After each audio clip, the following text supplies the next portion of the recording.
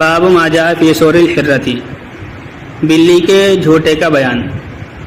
اگر بلی کسی پانی میں منہ ڈال دیتی ہے تو اس کا جھوٹا پاک ہے یا ناپاک ہے، اس سلسلے میں یہ بیان ہے۔ اس سلسلے میں امام شافعی، امام احمد اور امام مالک وغیرہ فرماتے ہیں کہ بلی کا جھوٹا پاک ہے، اس میں کوئی حرج نہیں ہے۔ امام ابو حنیفہ رحمۃ اللہ علیہ کے نزدیک بلی کا جھوٹا مکروہ ہے۔ پھر بعض نے کہا ہے کہ مکروہ تحریمی ہے، بعض نے کہا مکروہ تنزیہی ہے۔ بہرحال مکروہ ہے۔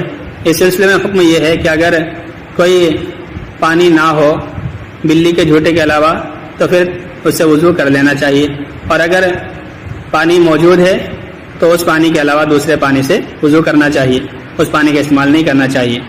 تو اگر بلی دودھ میں منہ ڈال دیتی ہے، اسی طرح سے پانی میں منہ ڈال دیتی ہے تو اس کا استعمال سے بچنا چاہیے۔ اگر دوسرا موجود ہے تو اس کا استعمال کرنا چاہیے، ورنہ بلی کا جھوٹا استعمال نہیں کرنا چاہیے۔ ان کی جو دلیل ہے ائمہ ثلاثہ کی اور باب کی حدیث ہے، کبشہ بنت کعب بن مالک سے روایت ہے تو کہ وہ ابو قتادہ کے پاس تھی، کہ ابو قتادہ ان کے پاس آئے۔ یہ ابو قتادہ جو ہیں کبشہ بنت کعب کے سسر ہیں، کہ ابو قتادہ ان کے پاس آئے تو انہوں نے وہ کہتی ہیں فسکبت لہ وضوا، تو میں نے ان کے لیے وضو کا پانی رکھ دیا۔ قالت، وہ کہتے ہیں فجاءت حرۃ تشرب، بلی آئی وہ پانی وہ پینے لگی، فاسغلھا الاناء، تو انہوں نے برتن کو اس کے لیے جھکا دیا، ابو قتادہ نے برتن کو اور زیادہ جھکا دیا، حتیٰ شربت، حتیٰ کہ اس نے خوب پانی پی لیا۔ قالت کبشہ کہتی ہیں فرآنی انظر الیہ، تو ابو قتادہ نے مجھے دیکھا کہ میں ان کو دیکھ رہی ہوں۔ اتعجبین یا ابنۃ اخی، تو ابو قتادہ نے کہا کہ بھتیجی کیا تجھے تعجب ہو رہا ہے؟ فقلت نعم، میں نے کہا ہاں۔ فقال ان رسول اللہ صلی اللہ علیہ وسلم قال انها ليست بنجس انها من الطوافین علیکم بالطوافات، وہ کہتے ہیں کہ رسول اللہ صلی اللہ علیہ وسلم نے فرمایا کہ اور ہماری جو دلیل ہے وہ پیچھے گزر چکی ہے۔ نبی حضرت ابو ہریرہ کی روایت ہے، نبی علیہ الصلوۃ والسلام نے فرمایا کہ جب بلی پانی میں منہ ڈال دے اس کو ایک مرتبہ دھویا جائے۔ تو اس سے پتہ چلتا ہے کہ بلی کا جھوٹا ناپاک ہے۔ اگر ناپاک نہ ہوتا تو پھر نبی علیہ الصلوۃ والسلام دھونے کا حکم کیوں دیتے؟ اور رہی بات اس باب کی حدیث کی، تو اس باب میں اصل کیا ہے کہ ابو قتادہ نے اپنی فہم سے یہ سمجھا ہے کہ نبی علیہ الصلوۃ والسلام نے بلی کو ناپاک نہیں سمجھا ہے۔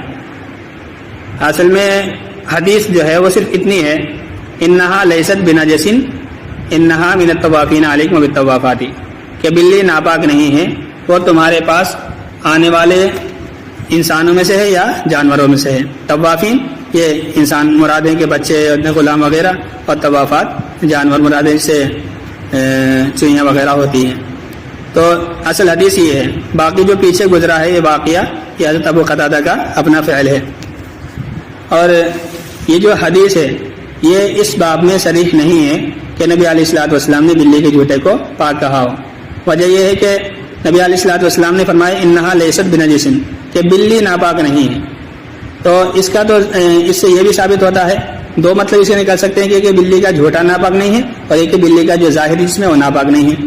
تو بلی کا جو ظاہری جسم ہے اگر اس پر کوئی ناپاکی نہ لگی ہو تو ہم بھی اس کو ناپاک مانتے ہیں۔ اور جو دوسرا مطلب ہے جو کہ بلی کا جھوٹا ناپاک نہیں ہے، تو یہ مطلب ہم اس لیے نہیں لے سکتے ہیں کیونکہ نبی علیہ الصلوۃ والسلام نے خود بلی کے منہ ڈالے ہوئے برتن کو ایک مرتبہ دھونے کا حکم دیا ہے۔ اگر وہ اس کا جھوٹا پاک ہوتا تو نبی علیہ الصلوۃ والسلام اس کو دھونے کا حکم نہ فرماتے۔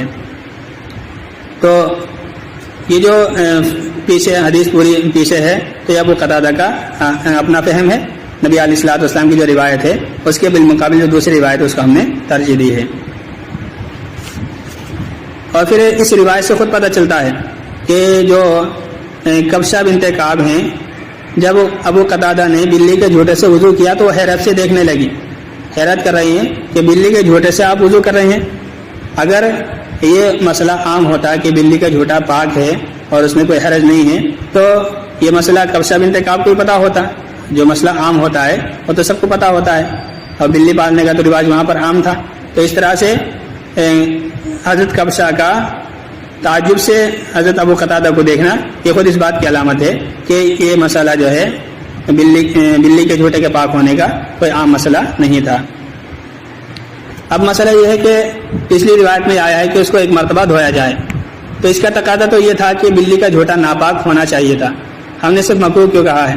تو مکروہ کہنے کی وجہ یہ ہے کہ نبی علیہ الصلوۃ والسلام نے فرمایا انھا من الطوافین علیکم الطوافات، کہ وہ تمہارے پاس آنے جانے والی ہے، تو تاکہ تنگی نہ ہو اس لیے مکروہ قرار دیا ہے اس دلیل کی بنیاد پر کہ وہ بار بار آنے والی ہے، اگر بار بار آنے والے کے باوجود اس کو ناپاک کہا جائے تو اس سے حرج لازم آتا ہے، تو اس لیے مکروہ کہا ہے، ورنہ اصول کے اعتبار سے اس کا جھوٹا ناپاک ہونا چاہیے تھا۔